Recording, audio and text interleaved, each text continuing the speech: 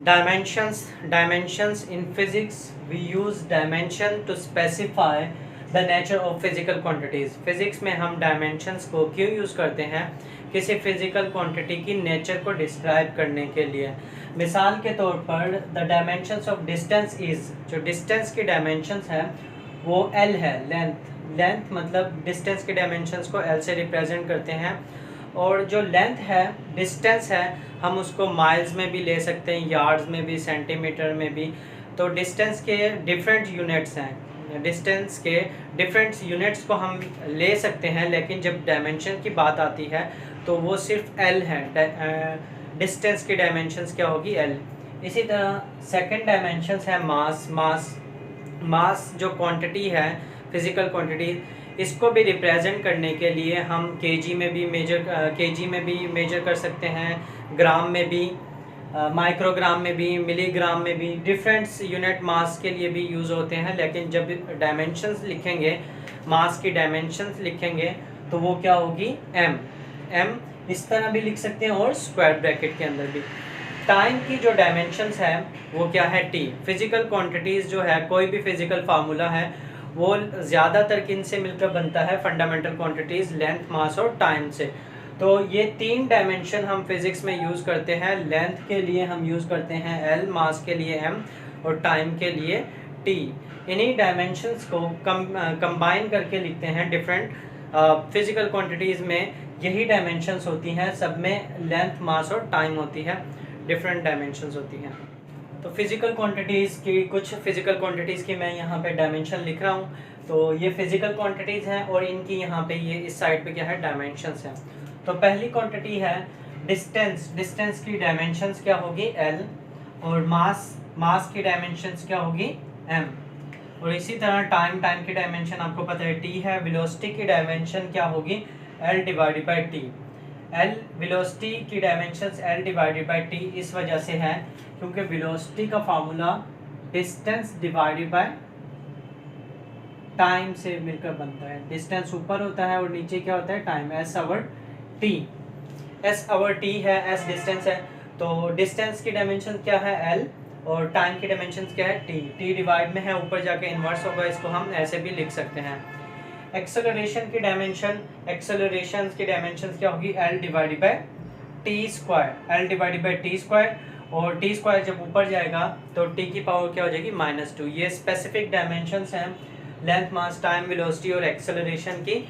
और इन्हीं को हम बाकी फिजिकल क्वांटिटीज़ में डायमेंशन ड्राइव करते हुए यूज़ करेंगे। तो इन डायमेंशंस का आपको पता होना चाहिए। एक्सेलरेशन की डायमेंशन क्या है, वेलोसिटी की डायमेंशन क्या है, डिस्टेंस, टाइम और मास की क्या डायमेंशन है। हम डायमेंशंस निकालेंगे तो पहला है फोर्स की डायमेंशन। मालूम करते हैं कि फोर्स की क्या डायमेंशन है। तो सबसे पहले हमें उसका फार्मूला पता होना चाहिए। तो ये फोर्स का फार्मूला F = ma। तो यहाँ पे फोर्स की डायमेंशन निकालेंगे तो मास की डायमेंशन मुझे पता है क्या है? m। एक्सेलरेशन की डायमेंशन भी पता है, वो क्या है? l और t - 2। ये एक्सेलरेशन की डायमेंशन है। अभी याद होना चाहिए आपको, एक्सेलरेशन की डायमेंशन क्या है? t -2 और मास की डायमेंशन क्या है? m। तो ये इसकी डायमेंशन आ गई हमारे पास। इसी तरह अब हम दूसरी है सेकंड, वर्क की डायमेंशन निकालेंगे। वर्क का क्या फार्मूला है? W = F और S। फोर्स और डिस्टेंस, यहाँ पे समटाइम D भी लिखते हैं, F और D, तो यही रहेगा। अब इसके बाद हम फोर्स, इसकी डायमेंशन निकालें वर्क की। तो पहले मैं क्या करूँगा, यहाँ पे फोर्स की जगह मैं MA लिख सकता हूँ, क्योंकि फोर्स किसके बराबर है? MA के। F = ma। तो उसके बाद इनकी डायमेंशन पुट कर देते हैं। ये जो मास है उसकी डायमेंशन होगी m। एक्सेलरेशन की डायमेंशन क्या होगी? l, t⁻² एक्सेलरेशन की डायमेंशन। फिर उसके बाद डिस्टेंस की डायमेंशन क्या होगी? l। ये l और l क्या हो जाएगा? l²। m वैसे ही l² और t-2। तो ये जो डायमेंशन आ गई वर्क की आ गई, ये l और l क्या हो जाएगा? l²। इसके बाद डायमेंशन पावर की निकालते हैं। पावर का जो फार्मूला है वो W/T रखते हैं। पावर का क्या फार्मूला है? W/T। अगेन इसके डायमेंशन निकालते हुए वर्क की जगह हम क्या पुट कर सकते हैं? Fs लिख सकते हैं, FST। Fs वर्क किसके बराबर होता है? Force into distance. और फोर्स किसके बराबर है? फोर्स बराबर है मास और एक्सेलरेशन के। तो यहाँ पे लिख सकते हैं MAS/T। अब यहाँ पे सबकी डायमेंशन पुट कर देते हैं यहाँ पे। तो ये डायमेंशन पुट करेंगे, m की जगह क्या आ जाएगा? मास की डायमेंशन m है।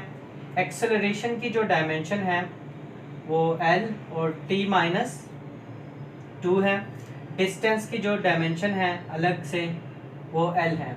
तो ये लेंथ डिस्टेंस की डायमेंशन यहाँ से यहाँ तक एक्सेलरेशन की। और टाइम की डायमेंशन क्या होगी? t। टाइम की डायमेंशन क्या होगी? t। अब t की पावर 1 है, ये l और l स्क्वायर हो जाएगा। t की पावर 1 है प्लस पावर ऊपर जाके क्या हो जाती है? माइनस की। तो ml² t की पावर -2 और t की पावर -1। ये जो t है प्लस का 1 ऊपर जाके क्या हो जाएगा? माइनस का। तो पावर की डायमेंशन आ जाएगी ml² t की पावर -3। ये डायमेंशन किसकी है? पावर की डायमेंशन है। काइनेटिक एनर्जी की डायमेंशन निकालेंगे, फिर उसके बाद पोटेंशियल एनर्जी की। तो काइनेटिक एनर्जी का फार्मूला हमारे पास क्या है? K.E 1/2 m और v का स्क्वायर। ये हमारे पास काइनेटिक एनर्जी का फार्मूला है। इसकी डायमेंशन निकालनी है।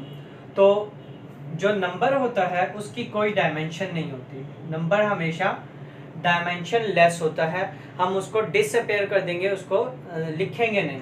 तो 1/2 तो ख़त्म हो जाएगा because it has no dimension.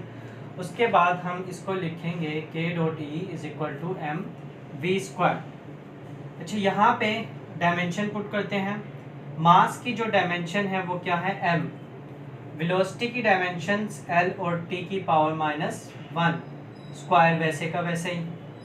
अब उसके बाद हम ये स्क्वायर इन दोनों पे गिरेगा, ये हो जाएगा l² और t की पावर -2।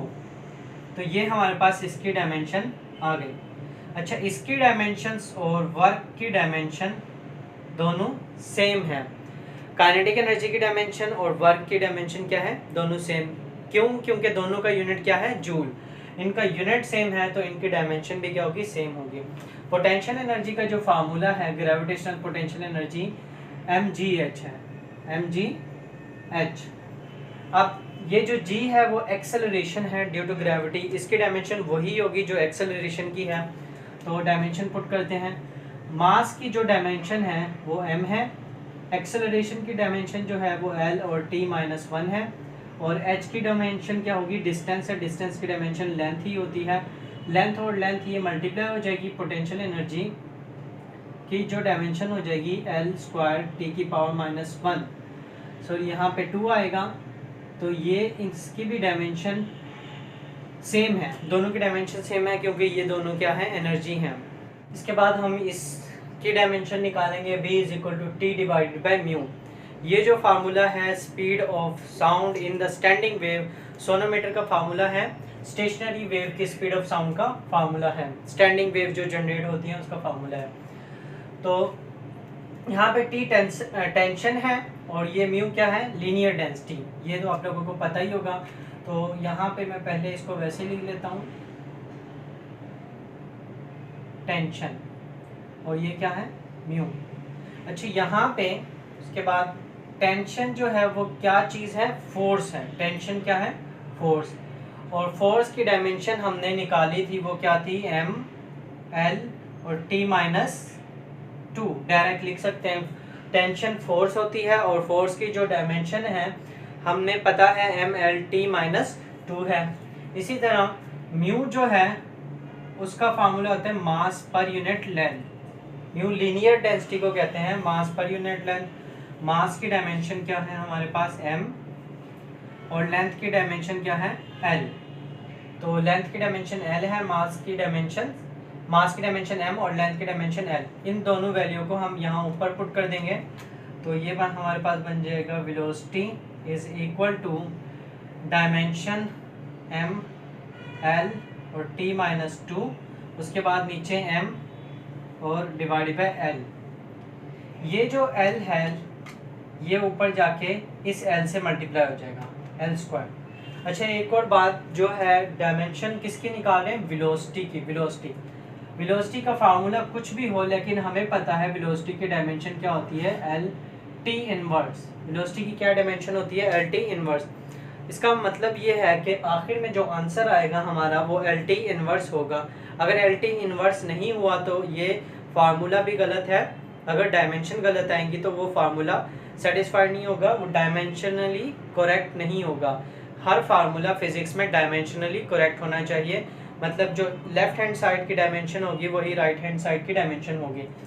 इसमें ये जो एल है ये इस लेंथ से मल्टीप्लाई हो जाएगा, ये हमारे पास बनेगा v is equal to M L square T minus 2 और नीचे क्या रहेगा, m। ये m से उसके बाद ये m कैंसिल हो जाएगा, तो v is equal to L square T की पावर माइनस 2। इसको हम इसके बाद हम इसको कैसे लिख सकते हैं? ऐसे लिख देंगे, whole square L T inverse. ये जो 2 था मैंने होल स्क्वायर में लिख दिया, ये 2 स्क्वायर रूट से कैंसिल हो जाएगा, वेलोसिटी की डायमेंशन आ जाएगी एल टी माइनस 1। मतलब ये है कि ये जो फार्मूला है वो डायमेंशनली करेक्ट है, क्योंकि इसकी जो वेलोसिटी की डायमेंशन है वही आई है जो इसकी डायमेंशन होती है।